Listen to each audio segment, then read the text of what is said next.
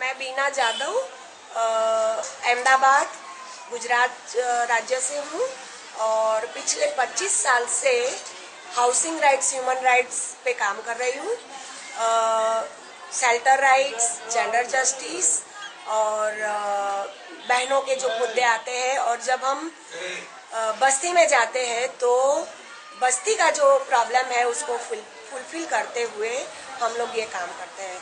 तो फोकस हमारा ये है कि हाउसिंग राइट्स, और बिकॉज हम ह्यूमन है तो ह्यूमन राइट्स उसको कनेक्ट करके लोगों का स्ट्रगल में साथ देते हैं और उसके साथ रहते हुए उनका जस्टिस दिलाने का कोशिश करते हैं।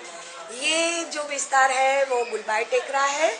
वो 150 साल से इधर रह रहे हैं और जो ओरिजिनल जो लोग हैं वो माइग्रेंट हुए थे राजस्थान से जब ब्रिटिश का शासन था, और यहाँ पे जो रह रहे हैं अभी वो 7th जनरेशन है। और 2004 से हम लोग इधर काम कर रहे हैं और उनके घर के प्रॉब्लम से शुरू हुआ और बहनों का मुद्दा, पढ़ाई का मुद्दा, और क्योंकि ये लोग गुलबाई टेकरा बहुत फेमस है, हॉलीवुड भी बोलते हैं उनको, क्योंकि ये उनके रहन सहन से बिल्कुल अलग है, उनके पहनावा से अलग है। और जब गुजरात सरकार 2005 में मिशन जो आया उसके बाद हेरिटेज का बात करते हैं तो ये गुलबाई टेकरा छारा नगर और गुजरी मार्केट को हम हेरिटेज प्रोटेक्शन के अंतर्गत उसको प्रोटेक्ट करते हुए उसका लाइवलीहुड, उसका घर और उसका कल्चर को प्रोटेक्ट करने का कोशिश करते हैं। इसीलिए हमने 2010 में रेटान अधिकार मंच गुजरात, सेप्ट में पर्सनली नवदीप माथुर, NID से प्रोफेसर और इंडिविजुअल लोग दर्शनी महादेविया, रेणु देसाई, वो करके हमने यूनेस्को में भी लेटर लिखा कि जो आप हेरिटेज का बात करते हो तो गुलबाई टेकरा, छारा नगर और गुजरी मार्केट अलग से है, उसको वैसे का वैसा रहने दिया जाए। और पर्टिकुलर गुलबाई टेकरा इसीलिए कि गुलबाई टेकरा बहुत फेमस है उनकी गणेश की मूर्ति बनाने के लिए। मैं ये बोल सकती हूँ कि गुजरात में 4500 स्किल लेबर है और मतलब 45,000 पॉपुलेशन इस मूर्ति बनाने में लगे हैं। और पीओपी का मूर्ति का बान उसका अभी स्टॉप करते हैं सरकार। तो 2011 में हम उसका लाइवलीहुड बचा जाए, क्योंकि गुलबाई टेकरा से 2000, पूरे अहमदाबाद में से 5000 और पूरे गुजरात से 45,000 पॉपुलेशन का और लोगों का स्किल कारीगर का लाइवलीहुड का सवाल है। और ये एक बार गणेश का मूर्ति बनाते हैं और फिर अलग अलग डिफरेंट 20 जितनी मूर्ति बनाते हैं और यहीं से पूरे स्टेट में और आउट ऑफ स्टेट करीबन 12 स्टेट में प्रोवाइड करते हैं। तो 2004 में हम स्ट्रगल किया, उसका घर टूट रहा था और बहनों ने अपने आप अपना घर बचाते हैं, वैसे सब बहनें बाहर निकल गई और 550-600 बहनें बाहर निकल गई, तो ये बच गया। उसके बाद हमने कोर्ट मैटर किया, तो 2004 में एक सुप्रीम कोर्ट का मैटर हुआ। उसके बाद सुप्रीम कोर्ट में ऑर्डर दिया गया कि नहीं, गुजरात हाई कोर्ट का ऑर्डर चल रहा है तो कनेक्ट किया जाए। तो गुलबाई टेकरा में different 3 special civil application number है और ये पर्टिकुलर जहाँ पे हम बैठे हैं वो 314 का फाइनल प्लॉट नंबर है और 120 परिवार का हम बात करते हैं। क्योंकि ये प्राइवेट जगह है तो म्यूनिसिपल कॉरपोरेशन नहीं तोड़ सकते। और मगा भाई भाटी करके एक हमारे बहुत एक्टिव लीडर है, उन्होंने उनके नाम पे RTI किया, तो RTI का जवाब भी उनको सेटिस्फेक्शन पे नहीं मिला। तो हमने RTI, फिर बहनों का और पूरा ग्रुप का संगठन, रेटान अधिकार मंच गुजरात का इंडिविजुअल लोगों का सपोर्ट, और गिरीश पटेल वो बहुत अच्छे से फेमस लॉयर है और गरीब लोगों का बात करते हैं, ह्यूमन राइट्स लॉयर है, उसी के सपोर्ट से आज हमारे गुलबाई टेकरा के परिवार वाले लोग बैठ सके। तो दो जो बात करते हैं तो 314 का एक 2007 में लास्ट जजमेंट आया, उसके बाद 2014 आज है 25 तारीख 25/2/2014, आज तक कुछ भी नहीं है, कोर्ट में केस पेंडिंग है।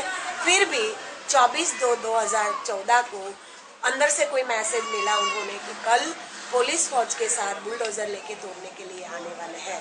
तो मगा भाई भाटी पर्सनली और पूरा इनका जो ये मैंने पहले नाम दिया वो सब ग्रुप ये बोला कि बहन कल सपोज आ जाते हैं, हमने गिरीश काका को मिलके पूरा नोटिस जवाब हमने सबमिट कर रहे हैं, पर सपोज वो लोग आ जाते हैं और हमको अरेस्ट कर देते हैं तो ना हम 1-2 लोग अरेस्ट होंगे, हम पूरे बस्ती वाले लोग अरेस्ट होंगे। मैसेज कैसे आया इन लोगों तक? मगा भी मैसेज कैसे आया, ये कैसे मिला मैसेज वो कॉर्पोरेशन में मैंने फ़ोन किया था क्योंकि आगे का रोड का जो दबान में हटा दिया था उनसे मेरा कांटेक्ट था, कॉर्पोरेशन में मेरा कांटेक्ट था। तो मैंने वही चर्चा करने के लिए कॉर्पोरेशन वालों को बात किया कि कब जाके हमारे ये रोड का दबान हट रहा है सर। आपने पहले भी प्रोडक्शन मांगा था, अभी भी प्रोडक्शन मांग रहे हैं, तो आपको क्या प्रोडक्शन मिला कि नहीं मिला? तो उन्होंने जवाब दिया माला भाई प्रोडक्शन तो नहीं मिल रहा है, लेकिन 25 तारीख का हमने प्रोडक्शन मांगा है, पुलिस प्रोडक्शन के साथ में हम लोग वहाँ पे आएंगे। तब जाके मैंने उनको सवाल किया कि सर मेरे को अंदर से बात भी ऐसी मिली है कि आप 314 नंबर का जो प्लॉट है वो भी खाली करवाना चाह रहे हैं। तो हाँ माला भाई वो भी कायदे से वो भी खाली करवा रहे हैं हम लोग, कि ऊपर से ऑर्डर है हमारे लिए। तो हमने उनको पूछा ऊपर से कहाँ से ऑर्डर है आपको, तो वो लोग उन लोगों ने हमको बताया नहीं कि कहाँ से ऑर्डर है, लेकिन उन्होंने ये ज़रूर बताया कि ये बात सही है कि 314 नंबर का जो प्लॉट है वो खाली किया जाएगा। इससे कितने लोग प्रभावित होंगे? 314 नंबर प्लॉट खाली होता है। हाँ? कितने परिवार? 120 परिवार है। 120 परिवार हैं इसमें। तो क्या ये लीगल होगा बिना किसी नोटिस के, बिना किसी जानकारी के प्लॉट खाली करना? बिल्कुल इलीगल है।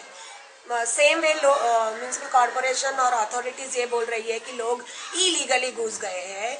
गुलबाई टेकरा में जब भी वो लोग आए शुरू में तभी 50 पैसे का भाड़ा उन्होंने दिया है किसी को। बावरी समाज है, और जो वो बहन थे वो कौन, उसका नाम गुलबाई टेकरा का नाम गुलबाई एक बहन थे, वो साधु बहन थी और पारसी थी। फॉरेस्ट एरिया था, वहीं पे एक छोटा सा मंदिर का डेरी पे बैठे रहते थे, और उसका जो एक इंसान थे वो जो भी आता था पैसा देता था तो उसी से उनका गुजरान चल जाता था। तो ये लोग ये बोले कि हमने 2 रुपया, पहले 50 पैसा, फिर 2 रुपया, फिर 5 रुपया दिया।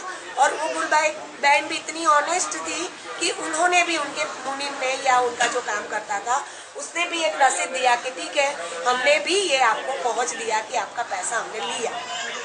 वैसे करके गुजरात में और अहमदाबाद में जनरली म्यूनिसिपल कॉर्पोरेशन ये बोल रहा है कि जिसके पास 1976 का प्रूफ होगा उसको घर मिलेगा, जो घर टूटेगा तो।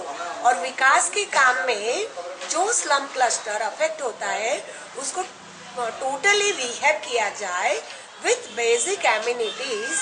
ये close 2005 Jawaharlal Nehru urban renewal mission आया, वो मिशन के अंतर्गत अहमदाबाद का CDP सिटी डेवलपमेंट प्लान जो सबमिट हुआ वो बोल रहा है। तो गुलबाई टेकरा तो उसके ऊपर से बहुत आगे है। जब म्यूनिसिपल कॉर्पोरेशन भी एस्टैब्लिश नहीं हुआ था 1958, मतलब मैं तारीख नहीं भूलती हो तो 1958 में ये म्यूनिसिपल कॉर्पोरेशन का एस्टैब्लिश हुआ। उसमें जो फर्स्ट मेयर आया उसके नाम पे ये जमीन आ गया। तो मैं सेम वे ये बोलती हूँ कि जिसके पास पावर है, अथॉरिटी है, जब चाहा वैसा उन्होंने किया। और जब हम मानव अधिकार का बात करते हैं और गवर्नमेंट भी ये बोलते हैं कि ये इलीगल है, तो ये कैसे इलीगल है? उनके पास लीगल है, वो सब कुछ पुरावा है। ये महाराज एक स्टोरी बता रहे थे कि जब ब्रिटिश सरकार भी आया और उन्होंने 3 लोगों को अरेस्ट कर दिया और बोला कि आपको जेल होगा पूना सतारा में, और जब 3 जने को अरेस्ट किया था उनका पूरा ईयरली खादा खोराकी बनता है, तो उन्होंने बोला कि 5 जन का खादा खोराकी बना है। तो उन्होंने बोला कि नहीं हमारे यहाँ से 5 नहीं है, हमारे यहाँ से 3 है, तो हमको 3 जनों का फूड वो जो भी बनता है 2 जनों का चाहिए। तो ऑनेस्टी का बात करते हैं तो ये बोलते हैं कि हम ऑनेस्ट है, हम चोर लुटारा गुंडा नहीं है। और बिकॉज ये समाज राजस्थान से माइग्रेंट करके आए और वो जो बावरी समाज का बात करते हैं वो खड़तल है, वो चोर लुटारा डाकू गिने जाते थे। पर हम अभी का बात करें तो ये पूरा डीएनटी वाला कास्ट आ जाता है। तो डीएनटी के अनुसार उनको गवर्नमेंट जो बोलता है वो सब उनको वो एलिजिबल है, ठीक है। इसके पास सब प्रूफ है, 1976 का भी है। वो दबान मतलब जब मंगलदास माथुर दास आया जो प्राइवेट मालिकी का लैंड है उनको भी उन्होंने भाड़ा दिया, टैक्स बिल भरा, सब कुछ है। उसके बाद कब और ये बोले कि 1955 का मंडोला वाघरियो और राइटर है पीयूष पुष्कर चंदरवाकर, मराठी राइटर है। ये भी बोल रहे हैं कि उसी वक्त पे एक स्टोरी आया था, ये बता रहा है कि ऑनेस्ट है और वो लीगल है, ठीक है, सब कुछ है।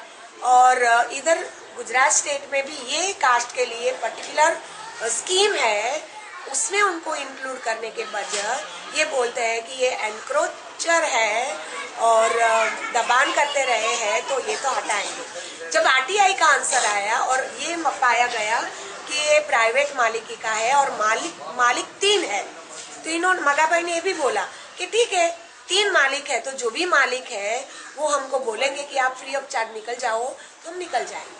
पर जब तक परफेक्ट मालिकाना का नाम हमको पता नहीं होता है हम नहीं जाएंगे। 25 तारीख आज है, हाँ। अभी इन लोगों पे विस्थापन का खतरा है इनके ऊपर, हाँ, हाँ। लेकिन 25 तारीख दिन 2 बजे तक अभी कोई हलचल इस तरह नहीं, कुछ नहीं आया क्योंकि एक्टिवली मगाबाई ने सब कुछ लीगली इन्वर्ट करवा दिया और प्रॉपर जगह पे police commissioner, standing committee chairman, mayor और गुजरात हाई कोर्ट तो और ये मान लिया जाए कि अभी खतरा टल गया है। हाँ बिल्कुल टल गया है और उनके हाथ में अभी ये कॉन्क्रीट पेपर आ गया। और जो स्टैंडिंग कमेटी के चेयरमैन है भूपेंद्र भाई, उन्होंने भी बताया कि जो रास्ते पे होगा तो बिल्कुल हम हटाएंगे, पर प्राइवेट मालिकी का जमीन होगा तो कोई नहीं हटाएगा। और फोन नंबर दिया उन्होंने और बोले कि आप फोन करना, मैं आ जाऊंगा। तो मैंने सही में ये भी बोला कि बिल्कुल आप फोन करना जब भी आते हैं, क्योंकि अभी इलेक्शन का वक्त है तो पॉलिटिकल पार्टीज और सब लोग एक्टिव हो गए हैं। अब इनकी डिमांड्स क्या है? अब क्या चाहते हो आप? अब तो ये खतरा तो टल गया फिलहाल। और सेम एक स्पेशल सिविल एप्लीकेशन नंबर भी है, वो 2007 लास्ट जजमेंट था, वो पेंडिंग है। तो जब तक वो पेंडिंग है तब तक कोर्ट क्या ऑर्डर करता है उस पे वो जाएंगे। बिल्कुल ये कागज में उन्होंने ये बोला है कि आप हमको सपोज आपको विकास के काम पे ये जगह चाहिए तो हम बिल्कुल खाली करने के लिए तैयार है। पर उन्होंने बोला है कि रिहेबिलिटेशन पॉलिसी का बात करते हैं म्यूनिसिपल कॉर्पोरेशन, तो उसमें भी हम सामने इधर जो ग्राउंड +4 का फ्लैट बनता है तो 2 रूम किचन का घर बनता है, तो हम बिल्कुल ये जगह छोड़ने के लिए तैयार हैं। उन्होंने तो ये भी बताया कि प्राइवेट लैंड है फिर भी आप बोलोगे और हमको 2 रूम किचन का घर मिलेगा तो हम खाली कर देंगे। तो ऐसा इन लोगों ने बोला ऑलरेडी उसमें दिया है कि इसके अंतर्गत हम बिल्कुल कोर्ट का ऑर्डर मान्य रहेगा। हमारा वकील ने जो इस पेपर पे लिखा है वो भी हमको मान्य है। और अभी का क्या डिमांड है आपका? એક ડિમાન્ડ છે અમારે જોડે કે અહીંયા ગાડી અમને 2 રૂમ રસોડાવાળા બને તો અમે રહેવા માટે તૈયાર છે અને 120 મકાન। हाँ, 120 हाउस होल्ड का बात है और प्राइवेट लैंड का बात है, तो इधर ही जो 120 घर बना देते हैं 2 रूम किचन का, तो भी हम बाकी का जमीन जो बच जाता है वो देने के लिए तैयार है। तैयार है।